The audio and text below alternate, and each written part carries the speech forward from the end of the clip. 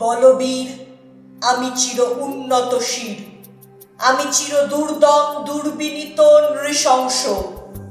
মহাপ্রলয়ের আমি নটরাজ, আমি সাইক্লোন, আমি ধ্বংস, আমি মহাভয়, আমি অভিশাপ পৃথ্বীর, আমি দুর্বার, আমি ভেঙে করি সব চুরমার, আমি অনিয়ম উশৃঙ্খল, আমি দলে যাই যত বন্ধন, যত নিয়ম কানুন শৃঙ্খল। আমি মানি না কোনো আইন, আমি ভরাতরি করি ভরাডুবি, আমি টর্পেডো, আমি ভীম ভাসমান মাইন। কবি কাজী নজরুল ইসলামের বিদ্রোহী কবিতার এই লাইনগুলি ভারতীয় বিপ্লবীদের জন্য যথার্থ বিবরণ। এই বীর বীরাঙ্গনা যোদ্ধাদের কাছে আমরা চিরঋণী। তাদের সাহস, ত্যাগ ও মাতৃভূমির প্রতি ভালোবাসা আমাদের অনুপ্রেরণা। গল্প জাংশনের আজকের উপস্থাপনা রণাঙ্গনের পত্র, দ্বিতীয় পর্ব। এই পর্বে আমরা তুলে ধরব ভারত মাতার বিপ্লবী সন্তানদের রণক্ষেত্র থেকে প্রেরণ করা কিছু পত্র।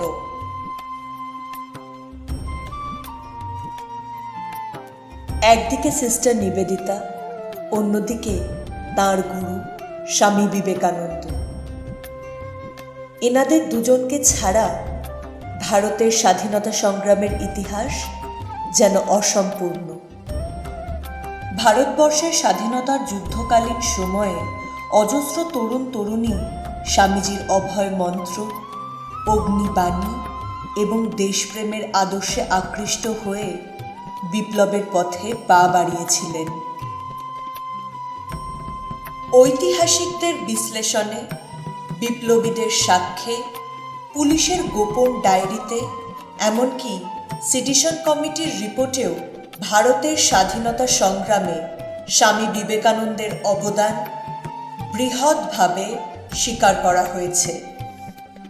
স্বামীজির চলন বলন, শরীরী ভাষা, ব্যঙ্গ বিদ্রূপ ও শ্লেষ মিশ্রিত চলতি কথা এবং তাঁর চিঠিপত্রে সবসময় ফুটে উঠেছে এক বিপ্লবী ভাবধারা, যার প্রভাব থেকে নিস্তার পায়নি সেই সময়ে দেশের তরুণ তরুণী ও যুব সমাজ।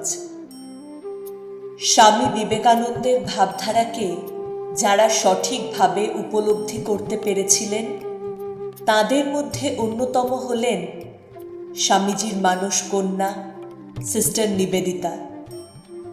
নিবেদিতা জন্মসূত্রে আইরিশ হলেও ভারতবর্ষকে তিনি প্রাণ দিয়ে ভালোবাসতেন। ভারতের আপামর মানুষের সুখ দুঃখ, হাসি কান্নার সঙ্গে তিনি যেন নিজেকে বেঁধে ফেলেছিলেন। নারী শিক্ষা থেকে প্লেগ রোগের সেবা, প্রতিটি জনহিত কার্যে তিনি স্বহস্তে দায়িত্ব নিয়ে প্রবলভাবে অংশগ্রহণ করতেন। নিবেদিতা স্বচক্ষে দেখেছেন বঙ্গভঙ্গ, যা এক যুগান্তকারী এবং প্রবল রাজনৈতিক আঘাত সৃষ্টিকারী ঘটনা। যে ঘটনার জেরে আপামর মানুষের জীবন হয়ে পড়েছিল ছিন্ন বিচ্ছিন্ন। এই ভয়াবহ ঘটনায় ভগিনী নিবেদিতার প্রাণ কেঁদে উঠেছিল।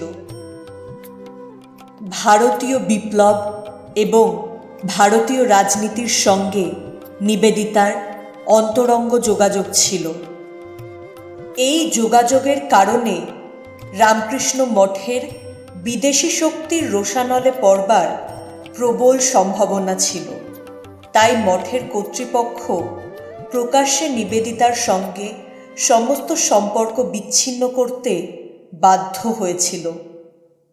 কিন্তু আমৃত্যু নিবেদিতা নিজেকে রামকৃষ্ণ বিবেকানন্দের নিবেদিতা পরিচয় দিতে আত্মতৃপ্তি এবং গর্ববোধ করতেন। তরুণ ও তরুণী বিপ্লবীদের কাছে নিবেদিতা হয়ে উঠেছিলেন প্রেরণাদাত্রী। বাংলার বিপ্লবের সম্বন্ধে খুঁটিনাটি খবরও তিনি রাখতেন। তিনি বাংলার বিপ্লবকে কতটা গুরুত্ব দিয়েছিলেন সেটি আমরা বুঝতে পারব এই চিঠি থেকে। যে চিঠিটি আমরা তুলে ধরছি সেটি নিবেদিতা স্যামুয়েল কার্কহ্যাম র্যাডক্লিফকে এবং তার স্ত্রীকে লিখেছিলেন। এস.কে. র্যাডক্লিফ ছিলেন স্টেটসম্যান পত্রিকা কলকাতার সংস্করণের সম্পাদক।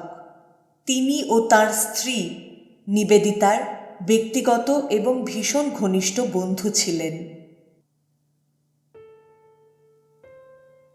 Mister and Mrs S K. Radcliffe, প্রিয় বন্ধুগণ, তোমাদের কাছ থেকে দুটি শব্দ আমার কাছে এসে পৌঁছয়নি, যদিও আমি তোমাদের পরপর দুটি চিঠি দিয়েছি। কয়েক সপ্তাহ যদিও তোমাদের লেখা হয়নি, কিন্তু আমি নিশ্চিত আমার চিঠিগুলি তোমরা পেয়েছ। চিত্তদাস অ্যাপিল মামলায় চমৎকার ঘটাচ্ছেন। প্রতিদিনই অদ্ভুত অদ্ভুত ঘটনা ঘটছে। কেন যে নর্টনকে দাঁড় করানো হয়েছিল? বাদী পক্ষের আসল শক্তির উৎস হল আশুতোষ বিশ্বাস। তাঁর ধরাধাম থেকে অপসারণ করাই হল সবচেয়ে সময়োচিত ঘটনা। উপরন্ত সেও নর্টনের মতো একজন ধর্মত্যাগী দেশপ্রেমিক, যে কিনা কয়েক বছর আগে যে নির্বন্ধ রচনা করেছিল এবং যা ছাপার জন্য বেচারা সুরেন্দ্রনাথ ব্যানার্জিকে পর্যন্ত জেলে যেতে হয়েছিল। আনন্দমোহন বসুর উপর যে জীবনীটি প্রকাশিত হচ্ছে তাতে এই তথ্যটি মামুলিভাবে দেওয়া হয়েছে। এ বিশ্বাসকে যে গুলি করে মেরেছে সেই চারু বোস সম্পর্কে খুব কমই জানতে পারা গেছে। অশোক নন্দী, জেলে টিবি হওয়ার পরে যার মৃত্যু হয়েছিল, এবং উল্লাসকর, যে এখন অ্যাপিলের আসামি, তারা যে সেলগুলিতে থাকত তা চারুর সেলের খুব কাছে ছিল এবং দুজনেই স্বীকার করেছে যে বিচারের সাজা ঘোষণা হয়ে যাবার পরেও চারুকে রাতে ইলেকট্রিক শক দিয়ে মারা হতো আরও কিছু তথ্য পাওয়ার জন্য। তারা চারুর কান্নার এবং কথাবার্তার আওয়াজ পেয়েছে। এই অত্যাচারের হাত থেকে মুক্তি পাওয়ার জন্য চারু হয়তো ভুয়ো খবর দিত, এবং যখন সে খবরের সত্যতা যাচাই করা হতো তখন নতুন করে তার উপরে আবার অত্যাচার চালানো হতো। ব্যাপারটা খুবই স্বচ্ছ। এ ঘোষকে দ্বীপান্তরিত না করবার মূলে ম্যাকারনেস এবং তোমাদের ইংল্যান্ডে আবেদন রয়েছে। আমি যে কি খুশি হব যদি তোমরা আমাকে এ ব্যাপারে 2 নম্বর বলে স্বীকৃতি দাও। এটা বস্তুতই ছিল একটা কাজের মতো কাজ। এডেন থেকে বোম্বাই পর্যন্ত জাহাজে P&O এর প্রথম শ্রেণীর ক্যাবিনটির কাজ কারবারের এ ব্যাপারে আমাকে সব কিছু বুঝিয়ে ছেড়েছে। 10 থেকে 15 জন লোক চিঠিপত্র নিয়ে দারুণ ঘাঁটাঘাঁটি করছে। এমনকি রেজিস্টার্ড পত্রও সেখানে নিরাপদ নয়।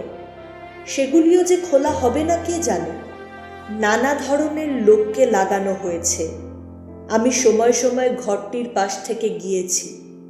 দেখেছি যে কেরানিদের মধ্যে যারা অভিজ্ঞ তারা পত্রগুলি উঁচুতে তুলে ধরে মনোযোগ দিয়ে দেখছেন এবং স্পষ্টতই ভাবছেন যে চিঠিগুলি খোলা উচিত হবে কিনা।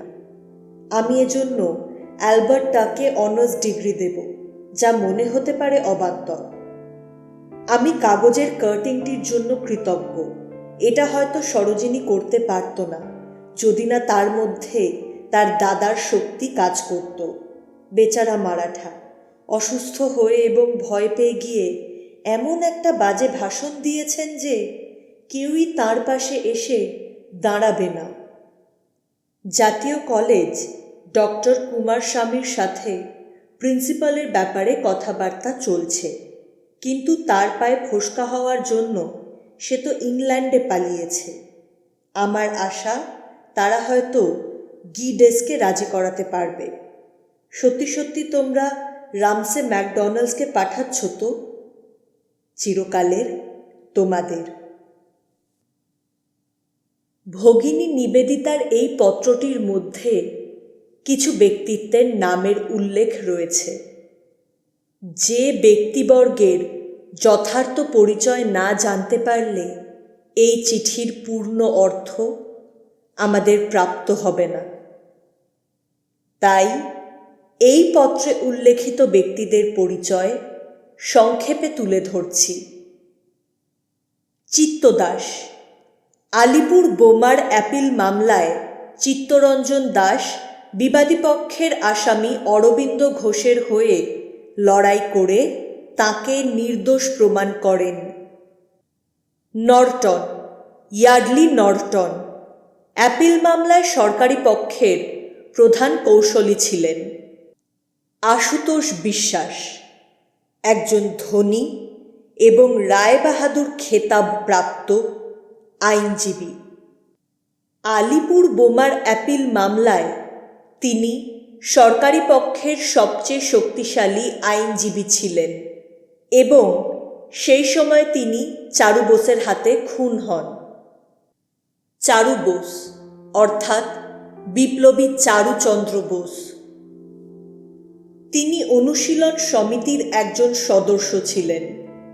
10ই ফেব্রুয়ারি 1909 তাঁর বিকলাঙ্গ ডান হাতে বন্দুক ধরে বাঁ হাতে গুলি চালিয়ে চারুচন্দ্র বোস আশুতোষ বিশ্বাসকে একটি পুলিশ ভর্তি কোর্টরুমের মধ্যে খুন করেন। সঙ্গে সঙ্গে তাকে পুলিশ ধরে ফেলে এবং চালান করে আলিপুর সেন্ট্রাল জেলে। 19শে মার্চ 1909 আলিপুর সেন্ট্রাল জেলে চারুচন্দ্র বোসের ফাঁসি হয়।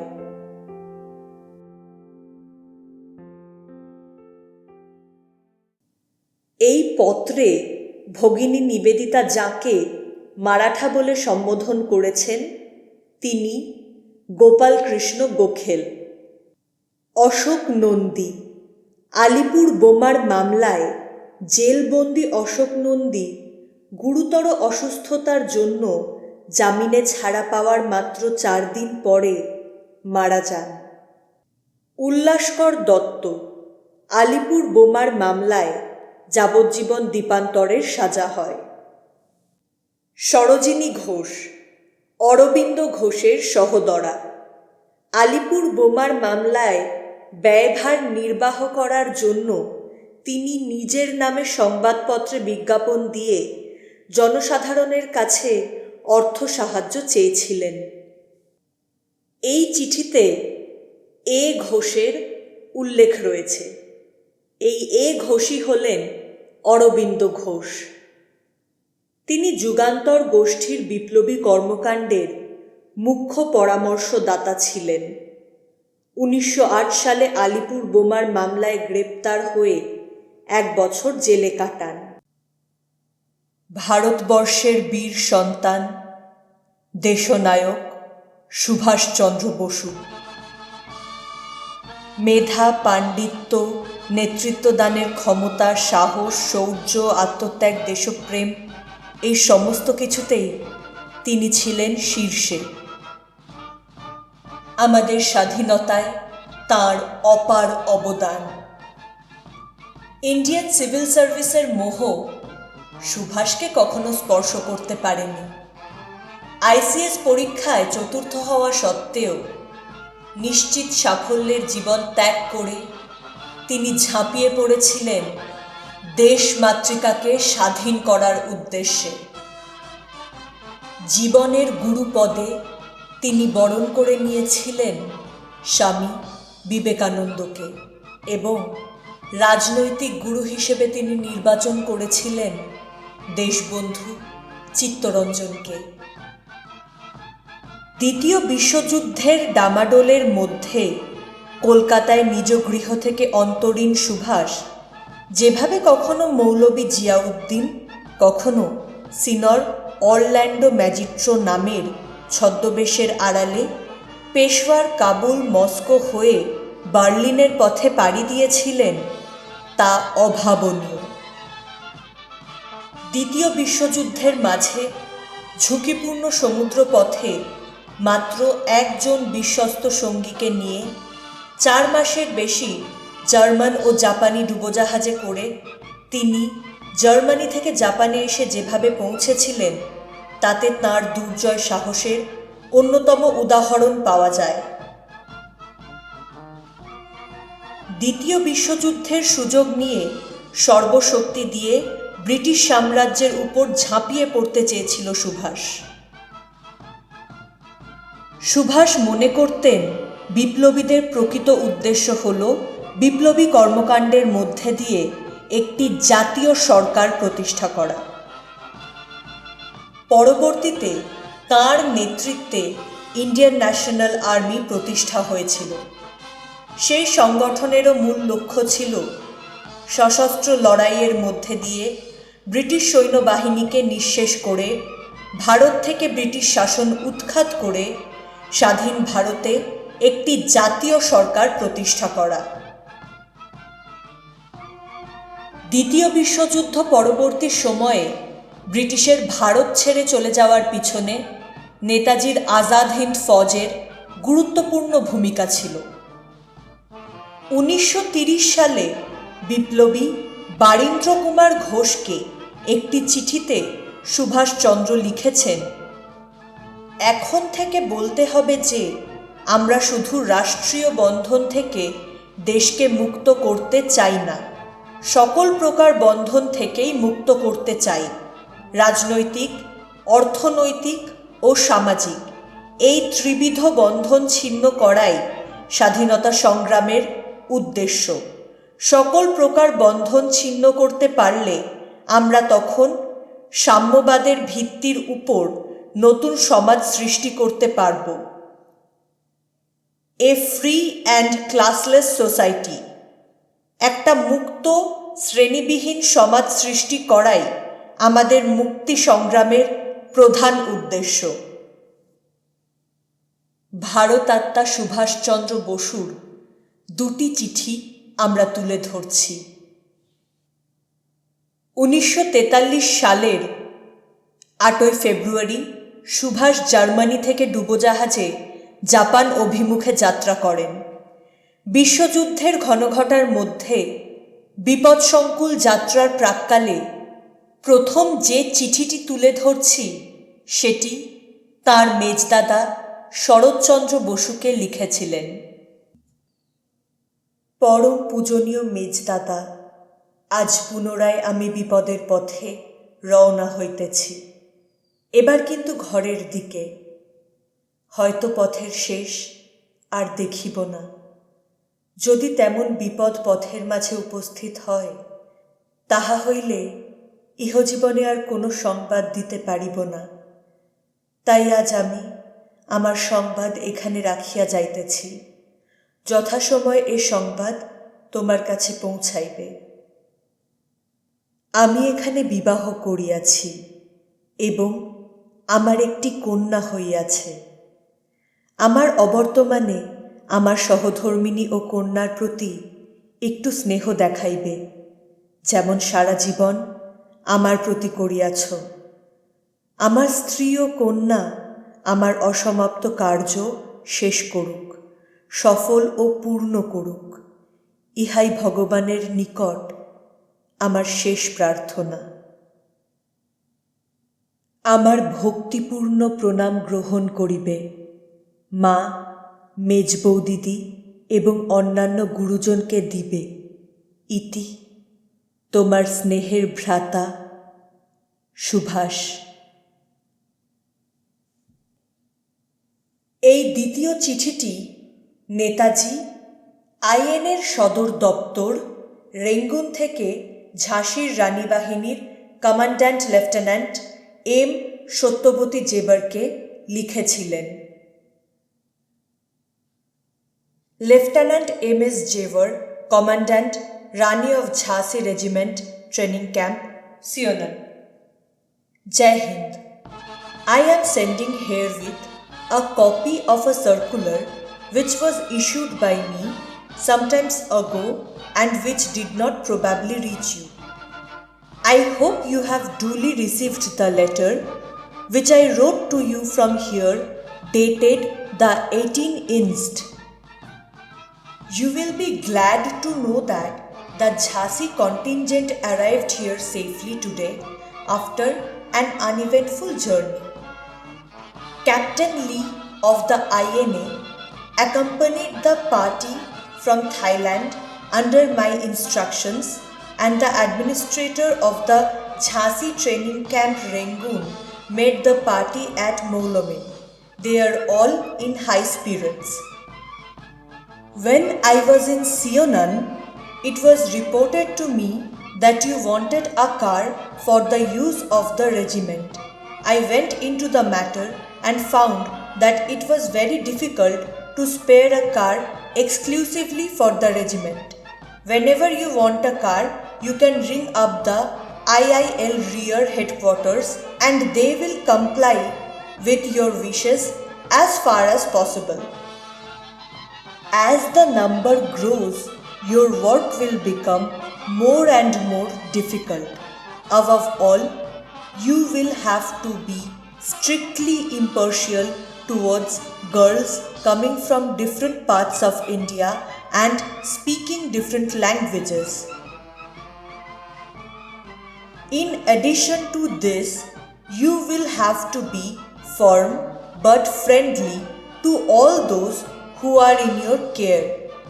It is a difficult task and will need your utmost effort and attention.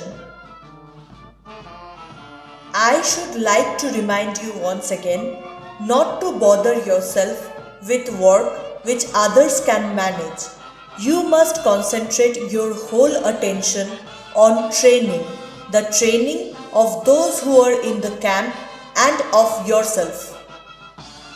A commandant is the officer in charge of a training camp and not the manager of a lodging house.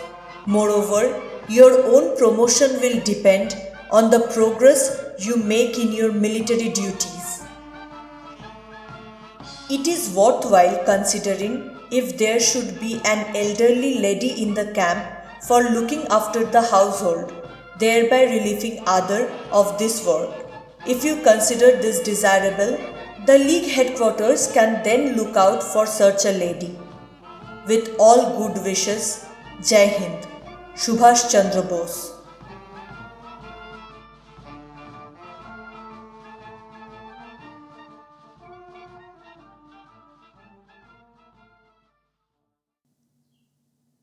Rangoon থেকে প্রেরণ করা এই চিঠিটির একটি বঙ্গানুবাদ তুলে ধরছি। জয় হিন্দ। আমি আপনাকে এই চিঠিটির সাথে কিছুদিন আগে আমার দ্বারা জারি করা একটি সার্কুলার কপি পাঠাচ্ছি, যা সম্ভবত আপনার নিকট পৌঁছয়নি। আমার ধারণা 18 তারিখ আমি যে পত্রটি লিখেছিলাম সেটি আপনি যথাসময়ে পেয়েছেন। আপনি জেনে খুশি হবেন যে ঝাঁসি বাহিনী কোনো উল্লেখযোগ্য ঘটনাবিহীন যাত্রা শেষ করে আজ এখানে নিরাপদে এসে পৌঁছেছে। আইএনএর ক্যাপ্টেন লি থাইল্যান্ড থেকে এই বাহিনীর সঙ্গে ছিলেন আমার নির্দেশে এবং রেঙ্গুন ঝাঁসি ট্রেনিং ক্যাম্পের প্রশাসক মৌলমিন থেকে এই বাহিনীর সঙ্গে যোগদান করেন। এনারা সকলেই যথার্থ প্রাণচঞ্চল রয়েছেন। সোয়োনানে থাকাকালীন আমি জানতে পেরেছি বাহিনীর ব্যবহারের জন্য আপনি একটি গাড়ি চেয়েছিলেন।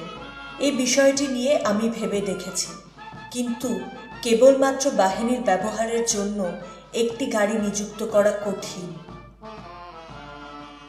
আপনার যখনই গাড়ির প্রয়োজন পড়বে আপনি একবার আইআইএল রিয়ার হেডকোয়ার্টার্সকে জানালেই তারা যথাসাধ্য আপনার ইচ্ছে পূরণ করবার চেষ্টা করবে। দিনে দিনে বাহিনী যত বৃদ্ধি পাবে আপনার কাজ তত কঠিন এবং অসুবিধাজনক হয়ে উঠবে। সর্বোপরি ভারতের বিভিন্ন প্রান্ত থেকে আসা বিভিন্ন ভাষায় কথা বলা মেয়েদের প্রতি আপনাকে কঠোরভাবে নিরপেক্ষ থাকতে হবে। উপরন্তু আপনার অধীনে থাকা মেয়েদের প্রতি আপনাকে দৃঢ় এবং বন্ধুত্বপূর্ণ হতে হবে। এই কাজটি ভীষণ কঠিন। এই কাজে সাফল্য লাভ করতে গেলে আপনাকে সর্বোচ্চ প্রচেষ্টা এবং দৃষ্টি রাখতে হবে। আমি আপনাকে আরও একবার মনে করিয়ে দিতে চাই, যে সমস্ত কাজ অন্যেরা সামলে নিতে পারে সে সকল কাজে আপনার মাথা ঘামাবার কোনো প্রয়োজন নেই। আপনার একমাত্র ধ্যান জ্ঞান হলো ট্রেনিং, আপনার অধীনে থাকা মেয়েদের ট্রেনিং এবং আপনার ট্রেনিং।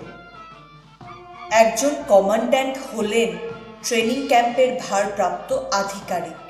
তিনি কোনো আবাসনের ম্যানেজার নন। তাছাড়া আপনার নিজের প্রমোশনও নির্ভর করছে আপনি কতটা সামরিক দায়িত্ব পালনে সক্ষম তার উপর। এটা খুবই উপযুক্ত ভেবে দেখা যে ক্যাম্পের গেরস্থালি কাজকর্ম দেখভালের জন্য কোনো প্রৌঢ়া মহিলার দরকার আছে কিনা, যাতে অন্যদের এসব কাজ থেকে অব্যাহতি দেওয়া যায়। যদি আপনি এটা প্রয়োজন মনে করেন তবে লীগ হেডকোয়ার্টার্স তার জন্য লোকের সন্ধান করবে। শুভেচ্ছা সহ জয় হিন্দ। সুভাষচন্দ্র বসু। অরবিন্দ ঘোষ ছিলেন বিপ্লবী আন্দোলনের চরমপন্থী ধারার অন্যতম ধারক। অরবিন্দর বাবা কৃষ্ণধন চেয়েছিলেন 3 পুত্র জন্মসূত্রে ভারতীয় হলেও মনে প্রাণে শিক্ষা দীক্ষায় যেন পুরো দস্তুর সাহেব হয়ে ওঠে। 2 পুত্র পিতার আশা পূর্ণ করলেও অরবিন্দ সে পথে হাঁটেননি। তার পিতার ইচ্ছা ছিল তিনি যেন আইসিএস যোগ দেন। দৈত্যকুলে প্রহ্লাদের মতো অরবিন্দ সাহেব দুরস্ত বরং বিধির বিধানে হয়ে উঠলেন ভারতীয় সংস্কৃতির অন্যতম প্রধান প্রবক্তা ঋষি অরবিন্দ। 1901 সালের এপ্রিল মাসে তিনি মৃণালিনী দেবীকে বিবাহ করেন। বরোদায় থাকতেই ক্রমে ক্রমে জাতীয়তাবাদী রাজনীতি ও আন্দোলনের সাথে ওতপ্রোতভাবে যুক্ত হয়ে পড়েন। বঙ্গভঙ্গ আন্দোলনের জেরে 1906 সালে মাসে 750 টাকা বেতনের বরোদা কলেজের চাকরি ছেড়ে পাকাপাকিভাবে বাংলায় চলে আসেন। স্বদেশী ও বয়কটের ব্রত নিয়ে জাতীয় শিক্ষার পুনর্জাগরণ ঘটাতে কলকাতায় ন্যাশনাল কলেজের অধ্যক্ষ পদে যোগ দেন। বেতন মাসে 150 টাকা। কিন্তু 1 বছর পরে সেখান থেকেও নিজেকে গুটিয়ে এনে বন্দে মাতরম পত্রিকা সম্পাদনার কাজে যুক্ত হন। উদ্দেশ্য দেশবাসীকে প্রবলভাবে রাজনৈতিক সচেতন ও আন্দোলনমুখী করে তোলা। যুগান্তর গোষ্ঠীর বিপ্লবী কর্মকাণ্ডের মুখ্য পরামর্শদাতা ছিলেন। 1908 সালে আলিপুর বোমার মামলায় গ্রেপ্তার হয়ে 1 বছর জেল, প্রমাণাভাবে বেকাসুর খালাস। 1909 সালে জেল থেকে ছাড়া পেয়ে উত্তরপাড়া অভিভাষণে আধ্যাত্মিক অনুভূতির কথা প্রকাশ্যে ঘোষণা করেন। 1908 সালে তিনি আলিপুর বোমা মামলায় গ্রেপ্তার হন এবং যথাযথ প্রমাণের অভাবে 1 বছর পর বেকাসুর খালাস পান। 1905 সালে ঋষি অরবিন্দর তার স্ত্রীকে লেখা একটি চিঠি তুলে ধরছি। প্রিয়তমা মৃণালিনী, তোমার 24শে অগস্টের পত্র পাইলাম।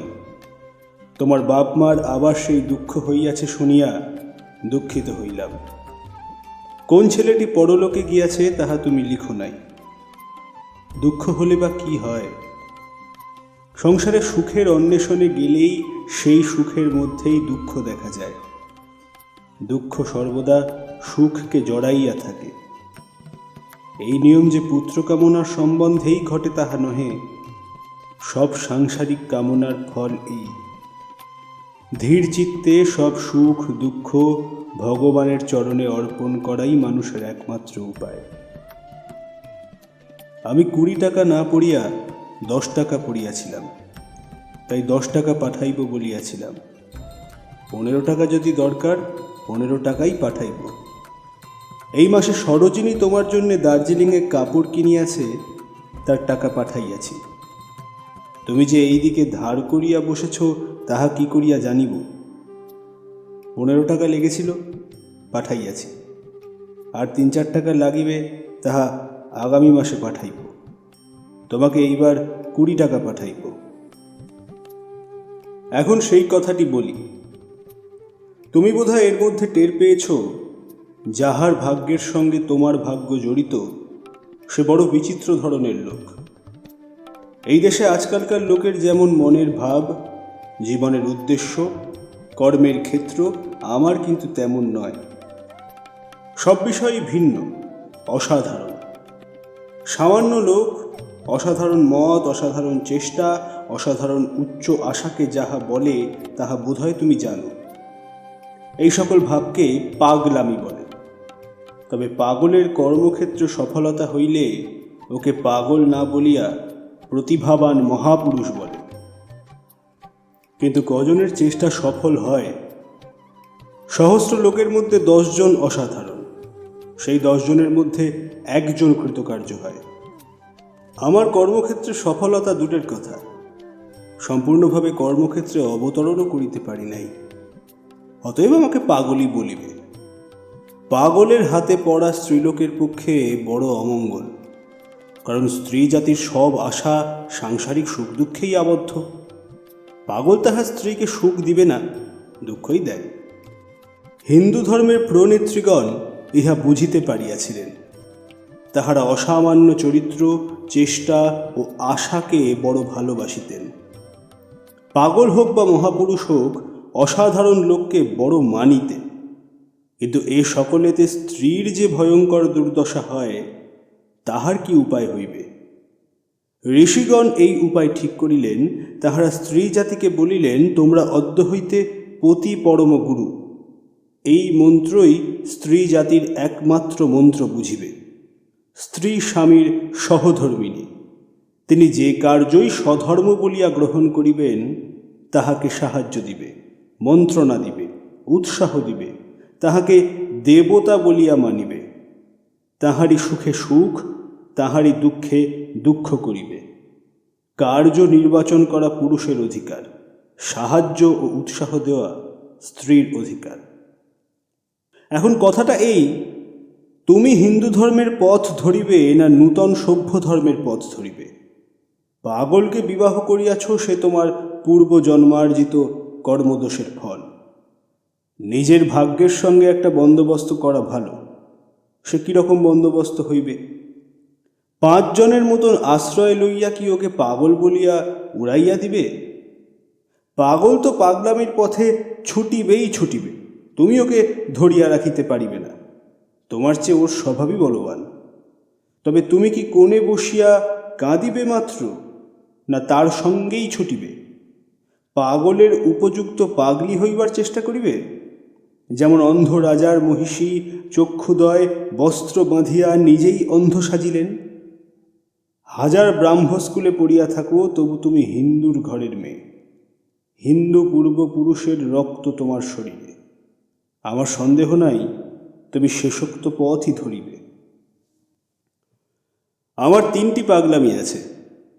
প্রথম পাগলামি এই, আমার দৃঢ় বিশ্বাস ভগবান যে গুণ, যে প্রতিভা, যে উচ্চ শিক্ষা ও বিদ্যা, যে ধন দিয়াছেন, সবই ভগবানের। যাহা পরিবারের ভরণ পোষণে লাগে আর যাহা নিতান্ত আবশ্যকীয়, তাহাই নিজের জন্য খরচ করিবার অধিকার। যাহা বাকি রহিল, ভগবানকে ফেরত দেওয়া উচিত। আমি যদি সবই নিজের জন্য, সুখের জন্য, বিলাসের জন্য খরচ করি, তাহা হইলে আমি চোর। হিন্দু শাস্ত্র বলে, যে ভগবানের নিকট হইতে ধন লইয়া ভগবানকে দেয় না, সে চোর।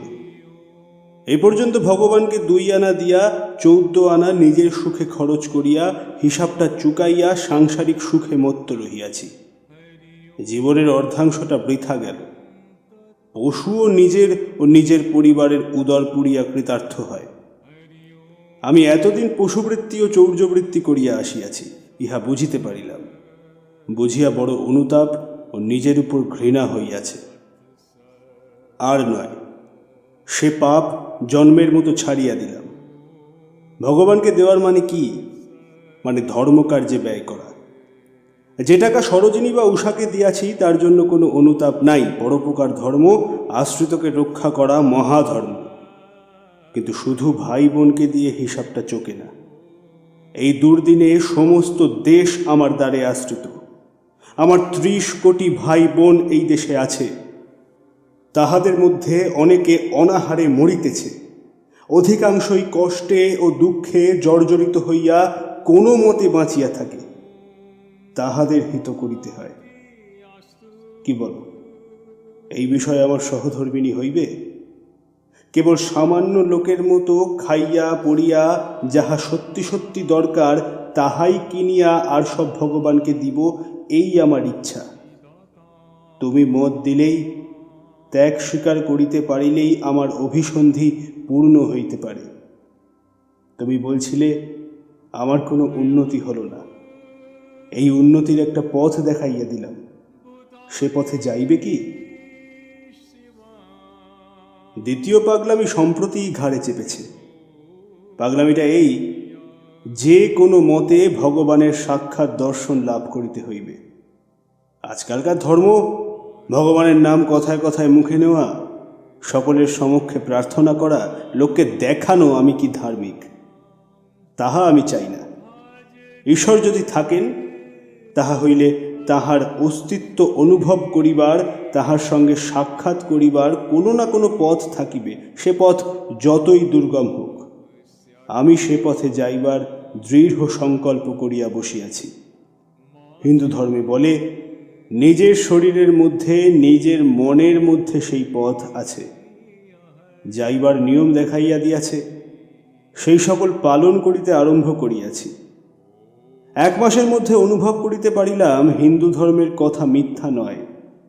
যে যে চিহ্নের কথা বলিয়াছে সেই সব উপলব্ধি করিতেছি। এখন আমার ইচ্ছা তোমাকেও সেই পথে নিয়ে যাই।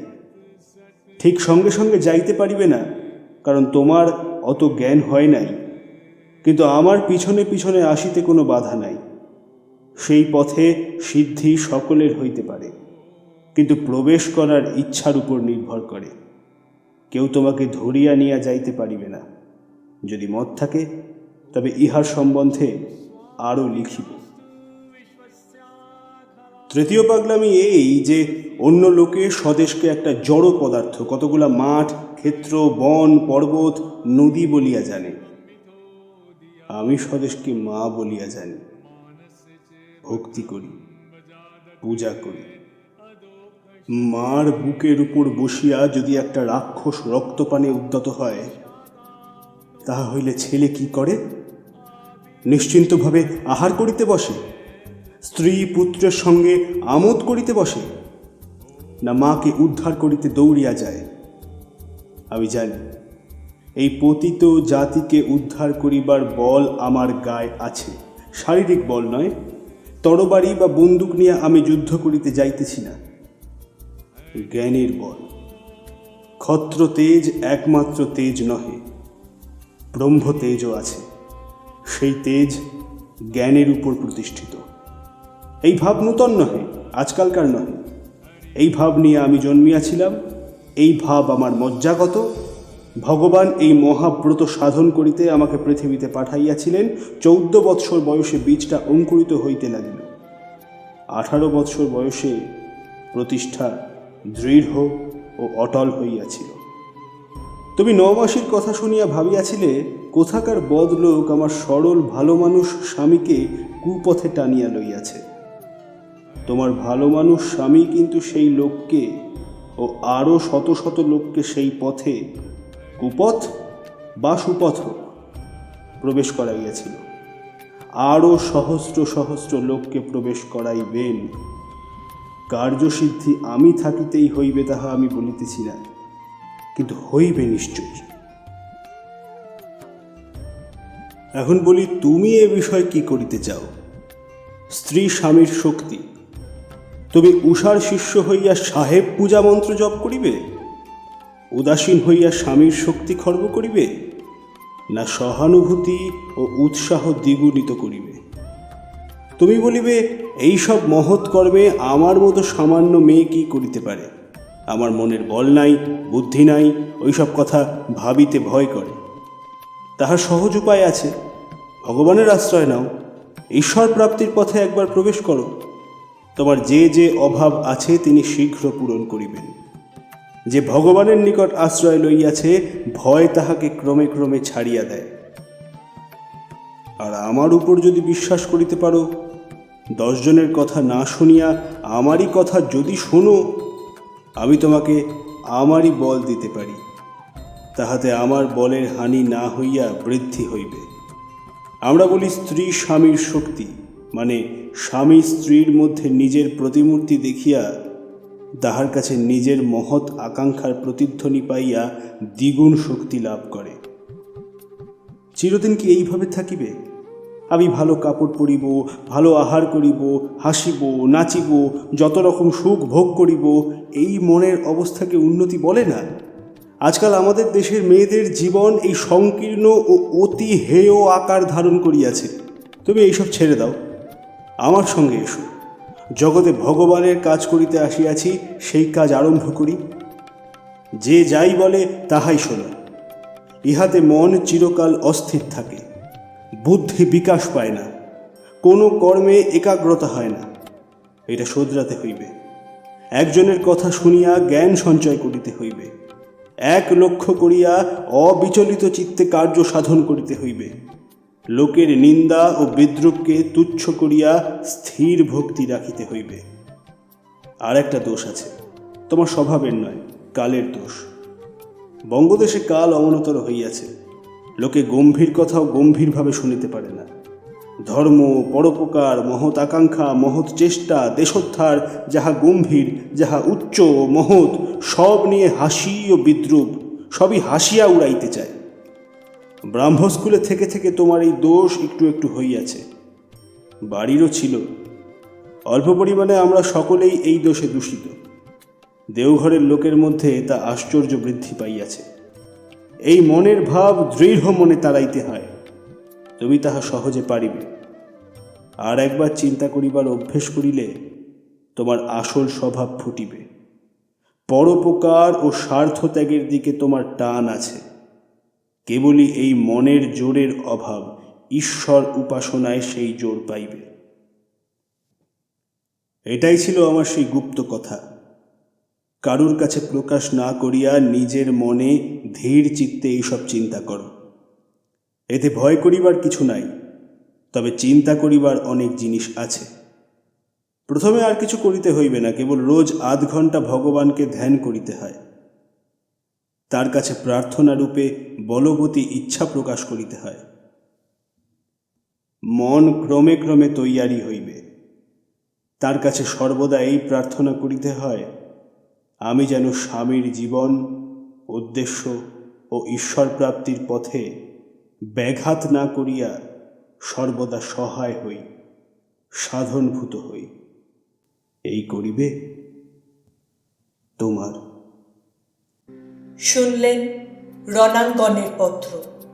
এই চিঠিগুলি পড়লে বোঝা যায় যে দেশের মাটির উপর থেকে আমরা পা ফেলে হেঁটে চলেছি প্রতিনিয়ত, সেই দেশের মাটির ভিতর কত তরুণ তরুণীর রক্ত মিশে রয়েছে। তাদের রক্তের বলিদান ছাড়া এই স্বাধীন ভারতবর্ষ আমাদের কখনোই প্রাপ্ত হতো না। কত সহস্র মানুষের ত্যাগ এবং বলিদানের ফসল আমাদের স্বাধীন ভারতবর্ষ। গল্প জাংশন মনে করে আমাদের এই গৌরবের ইতিহাস সম্প্রচার করা একটা দায়িত্ব, যে দায়িত্বের ভার আমরা রাজমুকুটের মতো মাথায় ধারণ করতে চাই। আমাদের দেশের এই গৌরবময় ইতিহাস সকল মানুষের মনে আরও বদ্ধপরিকর স্বদেশ চেতনার ভাব জাগাক, এই আমাদের কামনা। যদি আমাদের এই উপস্থাপনা আপনাদের ভালো লেগে থাকে তাহলে অবশ্যই এই ভিডিওটিকে শেয়ার করবেন এবং লাইক করবেন, আর আপনাদের মতামত কমেন্ট বক্সে জানাবেন। ধন্যবাদ।